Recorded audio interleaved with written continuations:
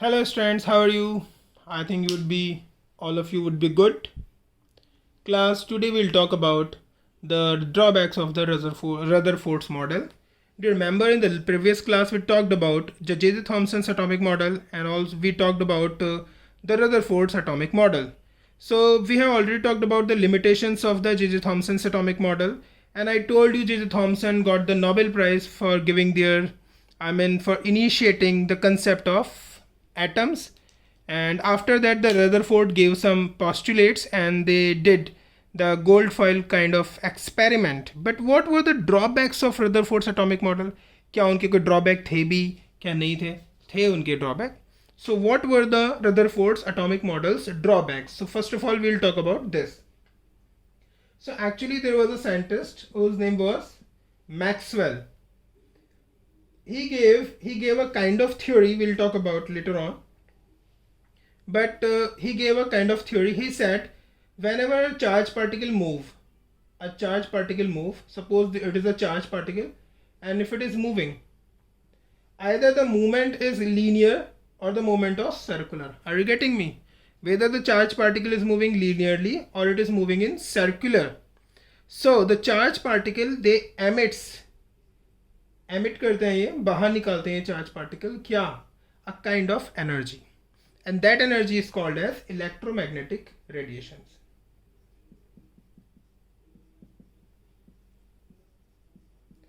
Magnetic energy or radiation.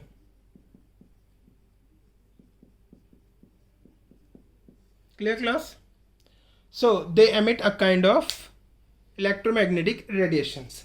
What I said, whenever a charged particle either move in linear motion or it moves in a circular motion, they emit a kind of or they release a kind of electromagnetic radiations. Okay, so suppose कोई charge particle है, उसके पास कुछ energy है starting में, और जैसे जैसे move कर रहे हैं तो उसकी जो रेडिएशन है और जो एनर्जी है in the form of electromagnetic radiation continue reduce हो रही है. Radiation means this is a kind of energy. Okay, so जैसे जैसे चार्ज पार्टिकल मूव कर रहे हैं, obviously whether it is moving in the linear motion और whether it is moving in the circular motion, so according to Maxwell if it is a charge particle, if it is moving, so इसकी जो energy होगी ये energy को release करेगा. Are you getting me?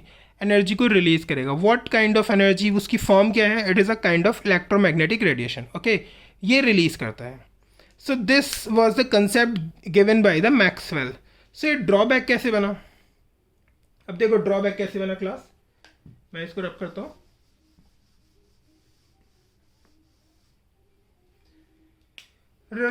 One of the postulate of the Rutherford's atomic model was कि electron moves, suppose this is a nucleus, so the postulate was electrons move around the nucleus. Do you remember? Electron nucleus के around move करते हैं. Okay, और वो move कैसे करते हैं? और ये कंटिन्यूसली मूव करते रहते हैं हमारी जो है ना इलेक्ट्रॉन. तो electrons are continuously moving. But do you know electrons are what? These are electrons. Suppose this is the nucleus and the electron is revolving around the nucleus, and electrons are what? Electrons are charged particles. These are charged particles.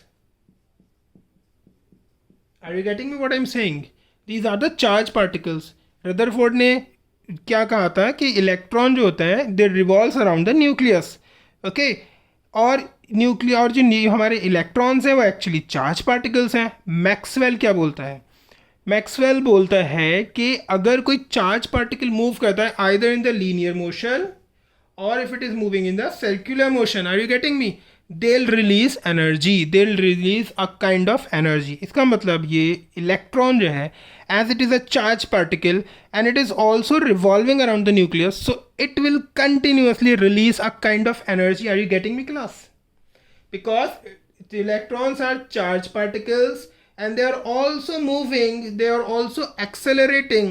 If they are accelerating or moving and being a charged particle, they will release a kind of energy. Are you getting me? तो अगर electron continuously move कर रहा है, okay, और क्योंकि charge particle है तो ये एनर्जी भी रिलीज कर रहा है कंटिन्यूसली, सो अल्टीमेटली क्या होगा, जैसे जैसे इलेक्ट्रॉन की एनर्जी कम होती है ना, वो न्यूक्लियस के क्लोज आता है। जब भी किसी की एनर्जी ज़्यादा होती है, वो इलेक्ट्रॉन की वो न्यूक्लियस से दूर जाता है, ज़्यादा डिस्टेंस कवर करता है। एनर्जी ज़्यादा डिस्टेंस कवर करेगा। लेकिन जैसे एनर्जी कम होती है किसी भी चीज़ की, तो क्या होता है, वो अपनी रेडियस छोटी कर लेता है। Are you getting me? जितनी एनर्जी कम होगी उतनी रेडियस अपनी छोटी कर लेगा। सपोज ये इलेक्ट्रॉन यहाँ पर है, सपोज एक इलेक्ट्रॉन है यहाँ यहाँ शेल में, ये इस तरीके से मूव कर रहा है। अब इस इलेक्ट्रॉन का क्या हुआ, इसकी एनर्जी है ज़्यादा, तो इसने रेडियस अपनी ज़्यादा ले रखी है। अब ये वाला इलेक्ट्रॉन है, ये भी मूव कर रहा है न्यूक्लियस के अराउंड, इसकी एनर्जी है, इसकी रेडियस है छोटी, क्योंकि इसकी एनर्जी होती है कम। तो जितना ज़्यादा न्यूक्लियस से दूर होते हैं इलेक्ट्रॉन, उनकी उतनी ही ज़्यादा एनर्जी होती है। और electron if they are very close to the nucleus, it means the energy of that particular electron is very low. So class, what I am saying, I am just saying the electrons are what? A charged particle. What they are doing? They are moving, they are accelerating. If they are the charged particle and they are also moving, according to Maxwell, the electron will release its energy. Are you getting me? And when the electron will release energy, तो ये अपनी radius को छोटा करता रहता है,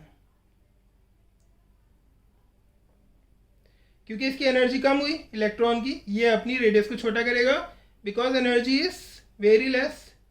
फिर energy कम होगी क्योंकि कंटिन्यूसली मूव कर रहा है, कंटिन्यूस मूव कर रहा है तो कंटिन्यूस एनर्जी रिलीज कर रहा है, कंटिन्यूस एनर्जी रिलीज कर रहा है तो कंटिन्यूसली अपनी रेडियस को छोटा करेगा। कंटिन्यूसली रेडियस को छोटा करते करते करते एक टाइम ऐसा आएगा कि electron will come into the nucleus और इन न्यूक्लियस में जंप कर जाएगा। Are you getting me? क्या इलेक्ट्रॉन कभी न्यूक्लियस में जंप करता है? नेवर, कभी जंप नहीं करता। तो इनकी थ्योरी क्या रही? एक तरीके से ड्रॉबैक, क्या मतलब रदरफोर्ड ने ये थ्योरी थी, एक तरीके से ये रॉन्ग हुई। और इनका ये पॉइंट जो था, जो इनका सबसे बड़ा पॉइंट उन्होंने दिया था कि electron revolves around the nucleus, it is totally bad and it was not correct. Okay, again I am telling you, Maxwell said whenever the charged particle moves, okay, either in linear motion or the circular motion, it will release energy. In the same manner, electron is a charged particle and if it is moving around the nucleus, okay, so it will release energy. और ये continuously electron move करता है nucleus के, तो continuously अपनी energy release करेगा। जैसे जैसे वो अपनी एनर्जी रिलीज़ करेगा, उसकी एनर्जी कम होगी, वो उसकी जो उसकी रेडियस है वो न्यूक्लियस के अराउंड छोटी होती रहेगी और अल्टीमेटली क्या होगा कि उसकी रेडियस इतनी छोटी हो जाएगी, इतनी एनर्जी कम हो जाएगी कि वो बिल्कुल न्यूक्लियस के पास आ जाएगा और जाके वहाँ गिर जाएगा। Okay class, I think it would be clear to all of you. Okay, just before moving into the Bohr's atomic model, हमें कुछ और भी चीज़ें इसमें ऐड करनी पड़ेंगी। बोर्स एटॉमिक मॉडल से पहले कुछ और भी हम डिस्कस करेंगे। एक्चुअली जो बोर्ड ने एटॉमिक मॉडल दिया था, so it was not, it wasn't, जो बोर का मॉडल था ये सडन रदरफोर्ड के मॉडल के बाद नहीं आया था। बोर का मॉडल जो था उसमें कुछ चेंजेस थी, ऑब्वियसली काफ़ी चेंजेस थे रदरफोर्ड के मॉडल से। सो 2 पॉइंट रदरफोर्ड बोर्स ने कंसिडर किए थे। Are you getting me? 2 points Bohr considered. Okay, उन 2 पॉइंट्स को उन्होंने अपने थ्योरी में इंक्लूड किया एंड उन्हें इंक्लूड करने के बाद उन्होंने रदरफोर्ड की थ्योरी को और अपने इन 2 पॉइंट्स के जो कंक्लूजन्स हैं उन दोनों को मिक्स करके एक थ्योरी दी। Are you getting me? 2 point से उन 2 बोर्ड ने क्या किया, उन 2 डिफरेंट पॉइंट्स को कंसिडर किया। कंसिडर करने के बाद रदरफोर्ड की थ्योरी को देखा और उन दोनों पॉइंट्स को कंसिडर करने के बाद रदरफोर्ड की थ्योरी को मिक्स करने के बाद बोर्ड ने अ काइंड ऑफ एटॉमिक मॉडल दिया। सो 2 ऐसे कौन से डेवलपमेंट थे जिनको बोर्ड ने कंसिडर किया? तो 2 नई डिस्कवरीज, नई टाइप की चीज़ें देखने के लिए आई थी, तो उन दोनों को इंक्लूड करना it was very very important for the board, तभी एक एटॉमिक थ्योरी जो है उनकी अच्छी बन पाती। तो 2 पॉइंट क्या थे? इन 2 पॉइंट के ऊपर इन दोनों को कंसिडर करके बोर्ड ने क्या थ्योरी दी, और वो 2 पॉइंट क्या थे जिसको बोर्ड को कंसिडर करना था? 2 पॉइंट थे। नंबर 1, एक तो था dual nature of electromagnetic radiation.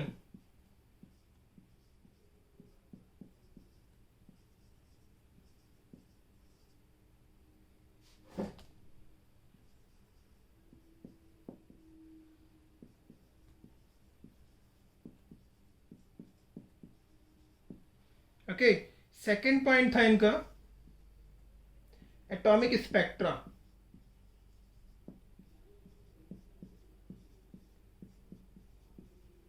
Actually listen, bore ने डेवलपमेंट अपना, बोर ने जो अपना एटॉमिक मॉडल दिया, सो एटॉमिक मॉडल ऐसे ही नहीं दे दिया उन्होंने, ये दो न्यू डेवलपमेंट हुए थे, ये कुछ हमें नई थ्योरीज मिली थी, कुछ कंसेप्ट मिले थे, उन दोनों को इन्होंने देखा, इन दोनों को बेस मान के बोर्ड ने अपना एटॉमिक मॉडल दिया था। तो इन्होंने एक्चुअली रिफाइंड किया था, रदरफोर्ड का ही मॉडल लिया और इन दोनों पॉइंट्स को भी कंसीडर किया, इसकी बेस पे कुछ अपने पॉइंट्स इन्होंने बनाए, उन पॉइंट्स को और रदरफोर्ड के पॉइंट को रिफाइंड करके इन्होंने बोर्स एटॉमिक मॉडल दिया था। तो बोर एटॉमिक मॉडल हम अभी नहीं पढ़ेंगे, पहले हम इन दो पॉइंट्स को पढ़ेंगे जिन दो पॉइंट की वजह से बोर ने एटॉमिक मॉडल अपना दिया। Are you getting me? So what is the meaning of this dual nature of electromagnetic radiation and what are these atomic spectra? So first of all we'll talk about these two things. Okay, dual nature of electromagnetic radiations. Okay, सबसे पहले dual nature को तो हम बाद में देखेंगे, ये electromagnetic radiations होती क्या है पहले हम ये डिस्कस करेंगे। What is the meaning of this electromagnetic radiation, then we'll discuss about what is the dual nature of electromagnetic radiation, बाद में हम एटॉमिक स्पेक्ट्रा पढ़ेंगे and after that we'll consider the Bohr's atomic model. Okay class, सबसे पहले हम बात करते हैं what is the meaning of this electromagnetic radiation. Okay class, मैं रब कहता हूं इसको।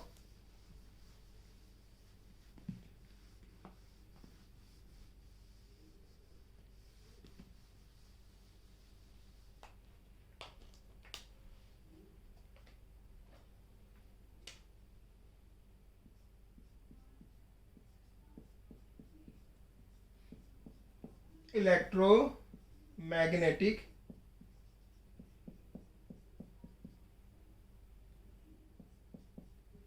radiation.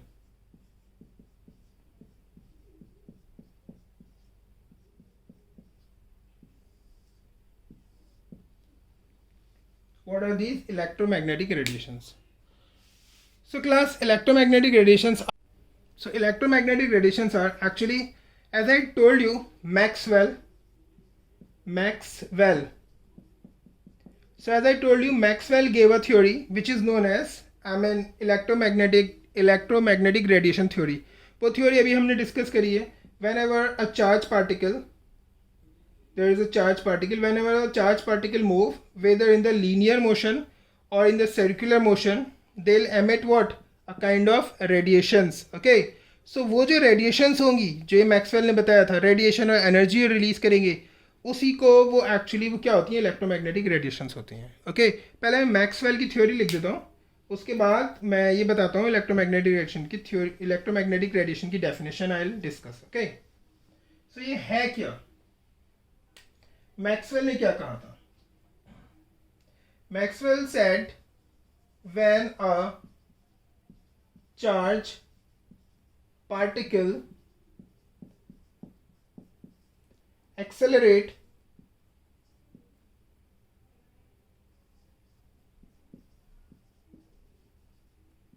when a charged particle accelerates, accelerate means class, accelerate means move करना, acceleration आगे बढ़ना, when a charged particle accelerates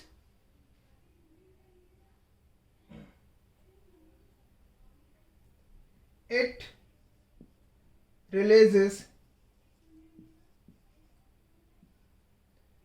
energy, okay, or radiations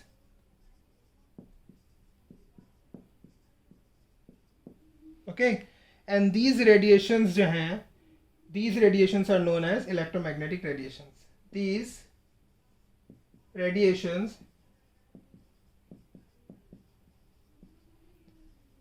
are known as electromagnetic radiations.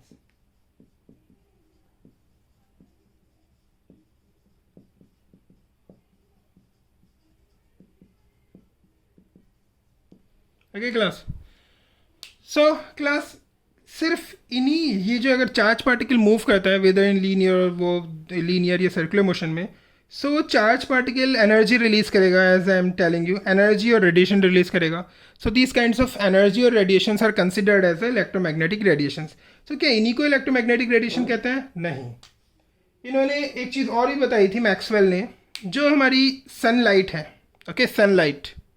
So according to Maxwell, not only these kind of radiations or energy are called as electromagnetic radiation, they also discovered one more thing. Everything which is radiating means like bulb, sunlight जो radiate करता है, बाहर निकलता है. So sunlight की जो energy है, जो light है, वो radiations भी हमारी कैसी होती हैं? Electromagnetic radiations होती हैं. किसने बताया था? वो भी मैक्सवेल ने ही बताया था. क्या? light radiations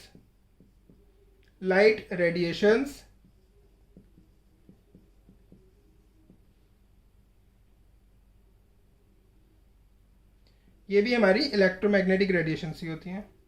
और कोई भी चीज़ जो रेडिएट करता है, रेडिएट मतलब चारों तरफ लाइट फैलाना, वो रेडिएट करना, बाहर निकलना, रिलीज करना, this is radiate. So what ever is, I mean ये सिर्फ सन से ही रेडिएशन नहीं आ रही. अगर एक बल्ब ले लो, एक ट्यूबलाइट ले लो, वहाँ से भी हमें लाइट निकलती है, वो रेडिएट करते हैं चीज़ों को, या एनर्जी कहीं और से आ रही है. तो these kind of energies and these kind of radiations are considered as electromagnetic radiations. Are you getting what I am saying? ये इलेक्ट्रोमैग्नेटिक रेडिएशंस जो होती हैं, actually these are wave nature होती हैं. ओके, अब हम इनकी प्रॉपर्टीज को डिटेल में पढ़ते हैं. इलेक्ट्रोमैग्नेटिक रेडिएशन है क्या? ओके, इनकी प्रॉपर्टीज क्या है? देखो मैं दिखाता हूँ आप लोगों को.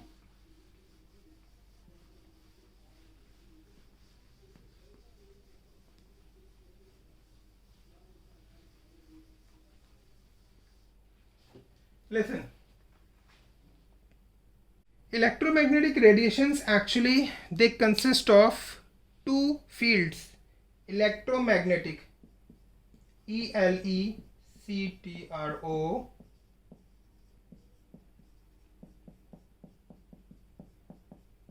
electromagnetic radiations है. So electro means electric field,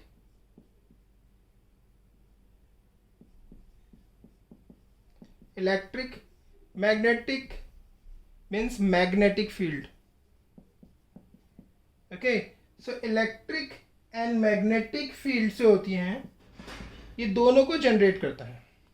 electromagnetic radiations, electromagnetic energy, electromagnetic radiations जो होते हैं, actually they consist of two fields. One is the electric field, other one is the magnetic field. Okay, so इन्हें हम individually नहीं देख सकते. एक electromagnetic radiation means it is consisting of both electric field and magnetic fields. Okay, and what are the direction of electro and magnetic fields? Listen, if there is a suppose एक electromagnetic, ये हमारी radiation है, electromagnetic wave और electromagnetic radiation है, and they are moving, this is the direction of their movement. So electric and magnetic field ये दोनों होंगी इसके अंदर. दोनों electric and magnetic fields are perpendicular to each other.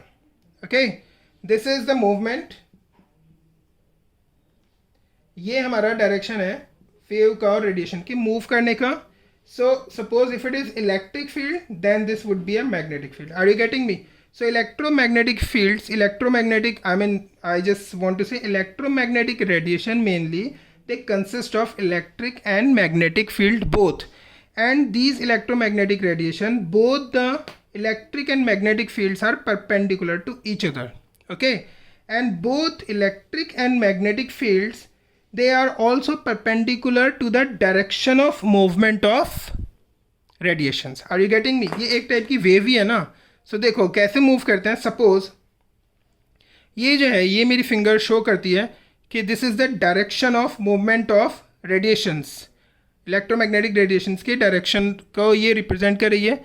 सो ये वाला जो थंब है, it will represent either magnetic field और इलेक्ट्रिक फील्ड, और ये वाला भी आइदर मैग्नेटिक और इलेक्ट्रिक फील्ड. अगर ये इलेक्ट्रिक फील्ड है, it should be magnetic field. I just want to say electromagnetic radiations or electromagnetic waves, actually they consist of two things.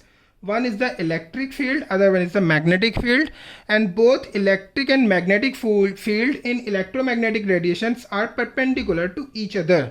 Okay, they are perpendicular to each other, and both electric and magnetic field not only perpendicular to each other, they are also perpendicular to the movement, to the direction of their movement, ऐसे wave move कर रही हैं.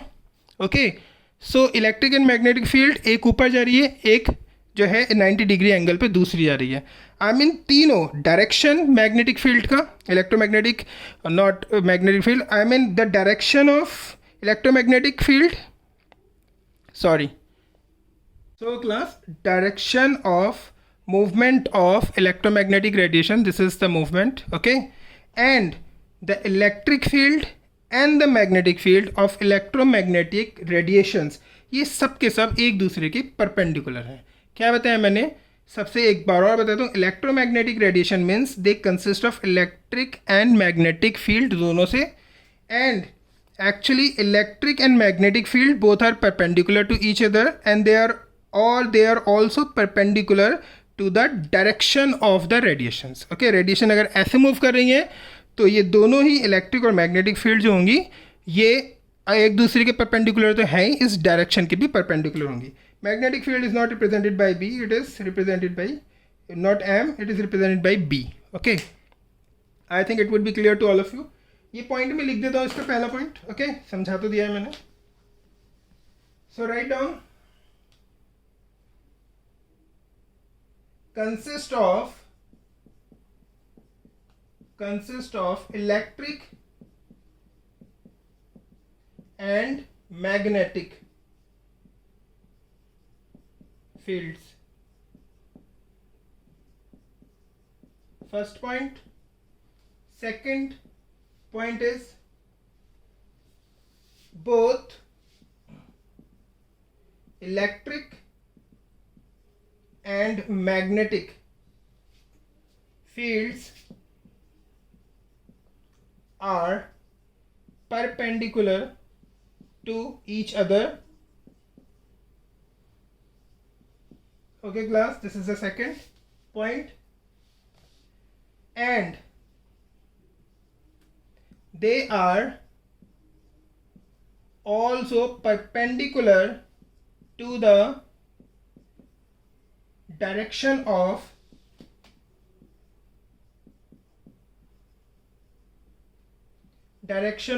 radiation or wave. It would be clear to all of you, I think. Okay, मैंने ये बनाया अभी थोड़ी देर पहले. देखो, ये इनका प्रोपेगेशन का डायरेक्शन है. This is electric field, this is magnetic field, this is magnetic field. Okay, and this is the direction of movement. Okay class, so इस तरीके से मूव करते हैं. 2 points. Now third point, write down. ये एक type की waves हैं. Okay, so जैसे कि हमारी वेव होती है साउंड वेव, रेडिएशंस ये वाली एक्चुअली वेव्स हैं. जैसे हमारी एक होती है साउंड वेव, एक वाटर वेव्स होती हैं. Water wave, you would be aware of water wave ना. एक साउंड वेव है, साउंड जो मूव करती है ना, वो भी एक टाइप की वेव्स हैं.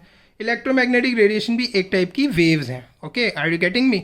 सो these are also waves, but as you know the sound waves and the water waves they require the medium for their travelling. Okay, मतलब साउंड वेव्स जो होता है उसे एक मीडियम चाहिए होता है. अगर साउंड वेव्स जैसे हम यहाँ से बोलें तो हमें एक जैसे एयर का मीडियम है, यहाँ से दूसरे रूम तक जैसे मैं अगर अपनी आवाज़ वॉइस पहुँचाना चाहूँ तो मुझे एक मीडियम चाहिए, एक एयर चाहिए, और उस एयर के थ्रू ही मैं अपनी जो वॉइस है वहाँ तक, अपनी जो वॉइस है, अपनी जो आवाज़ है, मैं वहाँ पहुँचा सकता हूँ. So sound waves require the medium for there travelling. Okay, and water waves also require the medium for their traveling, but electromagnetic radiations or electromagnetic wave, they don't require any medium for the traveling. Okay class, so third point is do not require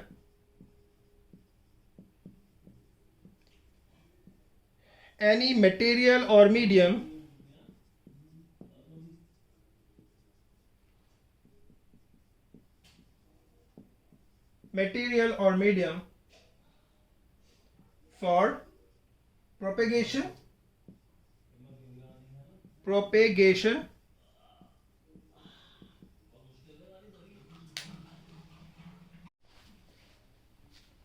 for propagation or traveling. Okay class, like, not like, unlike, sound or water, sound or water.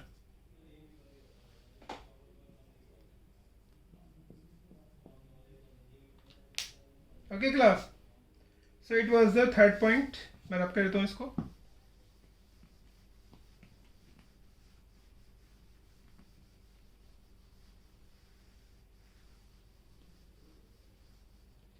Next point.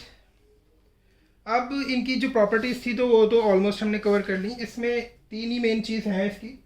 अब एक चीज़ class, इनको बताने से पहले मैं आप लोगों को कुछ प्रॉपर्टीज बता देता हूँ. As you know, the electromagnetic radiations are waves. So wave are having some kind of properties. You would be aware of it. Number one is wavelength.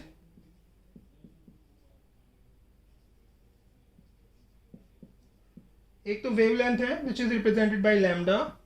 Other one is frequency which is represented by nu.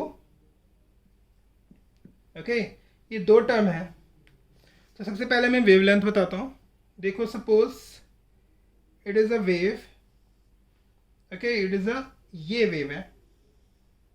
Okay class, तो इसका one half of wave is this and second half of wave is this. So total length of a wave यहाँ से लेकर यहाँ तक, ये wave ऐसी travel करती है, you would be aware of it. So total length of wave from origin to this, complete length of wave, इसे बोलते हैं हम wave length, which is represented by lambda. This is what? Wavelength. So we can say total length total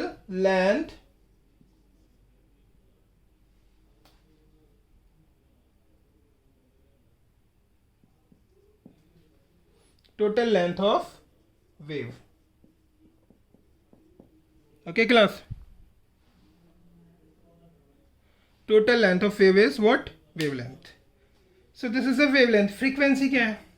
frequency होती है हमारी, frequency actually it is the total number of waves. Just listen, total number of waves पर unit time. पर unit time जो total number of waves होती हैं उसको बोलते हैं हम वेव फ्रीक्वेंसी किसी भी पर्टिकुलर रेडिएशंस की. जैसे कि सपोज कोई हमारा, जैसे ये है, ये एक वेव है इसकी. ओके, मैं यहाँ दिखाता हूँ एक तरीके से.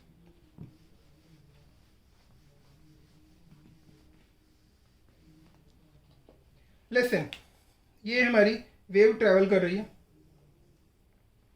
सपोज हमें देखना है 1 सेकेंड में, पर सेकेंड हम देखते हैं कितनी वेव्स ट्रैवल करती हैं, कितनी वेव्स हैं.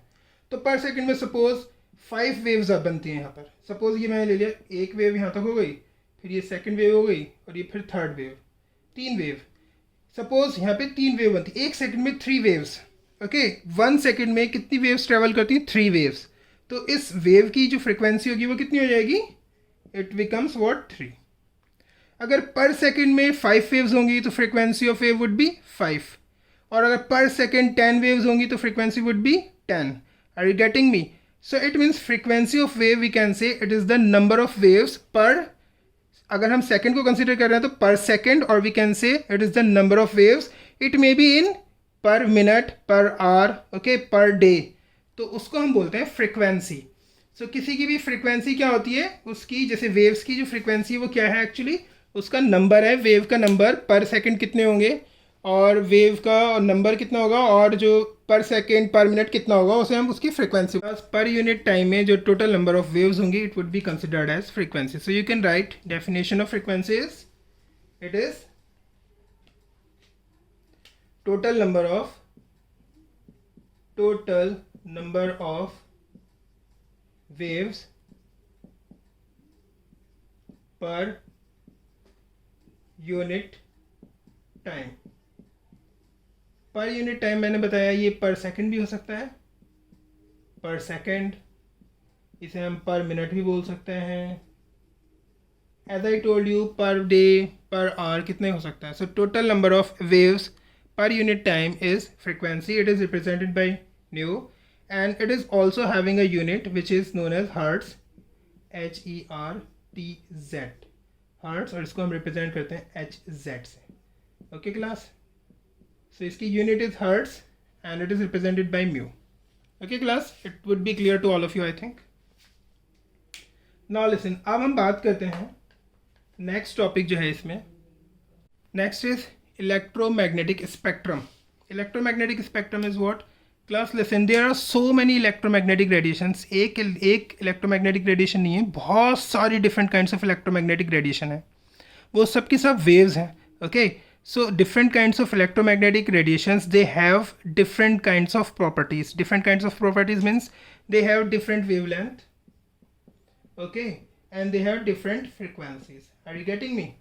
So we are having so many different kinds of electromagnetic radiations, electromagnetic waves, okay, and how they differ? They differ because they are having different wavelengths and different frequencies. So whenever these waves are arranged, just listen class, when these different electromagnetic waves are arranged either in increasing of their wavelength, okay, or decreasing of their frequencies, उनको एक order में हमने arrange किया सारे different waves को। किस में arrange किया हमने? उनके या तो उनके बढ़ती हुई फ्रिक्वेंसी के अकॉर्डिंग, बढ़ती हुई वेवलेंथ के अकॉर्डिंगली उनको अरेंज करें, या हम डिक्रीजिंग फ्रिक्वेंसी के अकॉर्डिंग अगर उनको अरेंज करें तो एक टाइप का ऑर्डर मिल जाएगा। Are you getting me? एक टाइप का ऑर्डर, एक टाइप का स्पेक्ट्रम बन जाएगा। Are you getting me? बहुत सारी इलेक्ट्रोमैग्नेटिक रेडिएशंस हैं, सारी इलेक्ट्रोमैग्नेटिक रेडिएशंस को हमने उनके इंक्रीजिंग वेवलेंथ या डिक्रीजिंग फ्रिक्वेंसी में अरेंज किया। So after arranging we get a kind of spectrum, that spectrum is called electromagnetic spectrum. तो मैं इलेक्ट्रोमैग्नेटिक स्पेक्ट्रम सारी जो वेव्स हैं उनको दिखाया तो हम बनाकर, जैसे कि हमारी हैं, listen, radio waves. Radio waves, इनकी जो हमारी वो है वेवलेंथ सबसे ज़्यादा है रेडियो वेव्स की। ओके, रेडियो वेव्स के बाद इनकी रेडियो वेव्स के बाद आएंगी हमारी माइक्रोवेव्स। ओके, माइक्रो के बाद infrared, and after that visible,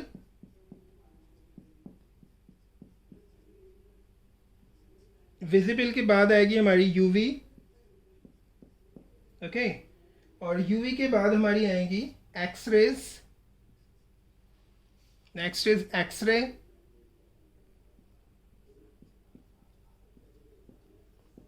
and after that X ray के बाद आएंगी गामा रेज, और गामा के बाद लास्ट में हमारी आएंगी कॉस्मिक वेव्स। ये क्लास, ये जो हमारा जिस तरीके से ऑर्डर में मैंने अरेंज किया है, ये यहाँ पर वेवलेंथ इंक्रीज हो रही है। Are you getting me? Wavelength increase हो रही है। It means radio waves are having the highest wavelength, then micro, then infrared, then visible, UV rays, X rays, gamma rays and cosmic rays. Cosmic rays की सबसे कम wavelength है। Are you getting me class? सबसे ज़्यादा radio waves की, सबसे कम cosmic की। Okay, अगर हम इस विजिबल को देखें, विजिबल है, विजिबल वो वाली हमारी इलेक्ट्रोमैग्नेटिक रेडिएशंस हैं which are visible with the help of which are visible to us, okay, like VIBGYOR, VIBGYOR। ये भी कैसे अरेंज की गई है क्लास? ये ऐसे अरेंज की गई है कि इसमें सबसे ज़्यादा इसकी जो है वो हमारी वेवलेंथ सबसे ज़्यादा है रेड की, and it is what? It is 700 nanometre, और सबसे कम है वॉयलेट कलर की, एंड दिस इज 400 नैनोमीटर। इन 700 एंड 400 नैनोमीटर के बीच में ही सारे कलर की जो हमारी वेवलेंथ है इट लाइज। सबसे ज़्यादा रेड की है, देन ऑरेंज की है, देन येलो की है, ग्रीन की है, ब्लू की है, इंडिगो की है, और सबसे कम हमारी वॉयलेट की है। ओके क्लास, सो इस तरीके से हम इनको भी अरेंज कर सकते हैं according to their wavelength. Okay, so यहाँ पर मैं सबके बारे में थोड़ा थोड़ा बताता हूँ। रेडियो वेव्स ब्रॉडकास्टिंग में यूज़ होती हैं। ब्रॉडकास्ट मतलब रेडियो में ब्रॉडकास्टिंग होती है ना, वहाँ यूज़ होते हैं रेडियो वेव्स। सो रेडियो में यूज़ होती हैं। Microwaves class, microwaves means microwave oven होते हैं, you would be aware of it. Microwave oven होते हैं, and they are also used in the radars. they are also used in radars. Okay, infrared, you know, जो sunlight हमारी आती है, we feel warm. Okay, we feel heat. So heat and warmness, it is only due to infrared light. Are you getting me? So infrared actually it provides warmness, heat or warmness. Okay, visible spectrum, it is visible to our eyes, we know. Okay, UV, ultraviolet radiation, actually it is the part of sunlight. Ultraviolet radiation, it is the part of sunlight. मैं यहाँ लिख देता हूँ थोड़ा थोड़ा. UV जो होता है, it is the part of sun radiation.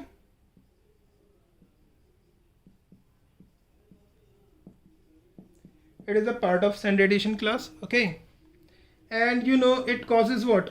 It causes skin cancer. You would be aware of it. Skin cancer. It causes skin cancer. Okay. X-rays जो होती हैं, ये एक्सरेज तो तुम लोगों को पता है इनका यूज़ क्या होता है. हमें एक्चुअली इनका यूज़ पढ़ना नहीं है, सिर्फ इनके बारे में थोड़ा सा इलेक्ट्रोमैग्नेटिक स्पेक्ट्रम को जानना है बस. गामा रेज जो होती हैं, gamma rays actually these are radiated from radioactive substances. ये एमिट की जाती हैं, emitted by radioactive substance.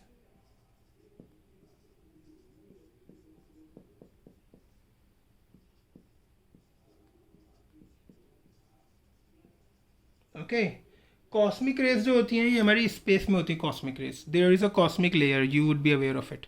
सो ये स्पेस में, मैंने सबके बारे में बता दिया. जितनी भी ये मैंने यहाँ पे रेडिएशंस लिखी हैं, जितनी मैंने यहाँ पे वेव्स लिखी हैं, actually all the waves are electromagnetic radiations और electromagnetic waves.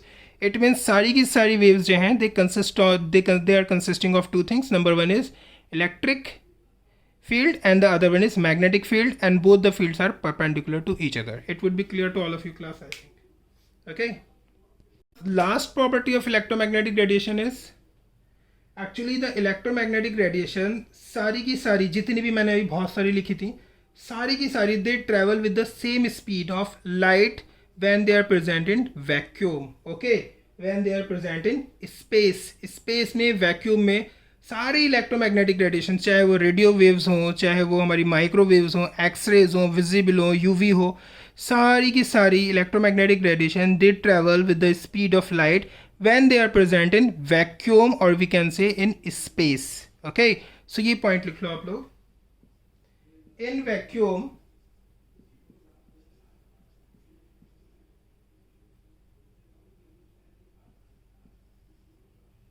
Vacuum all electromagnetic radiations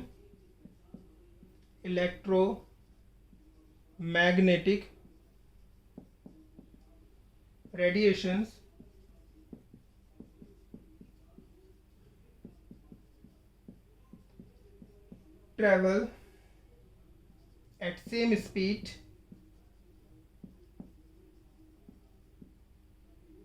of light.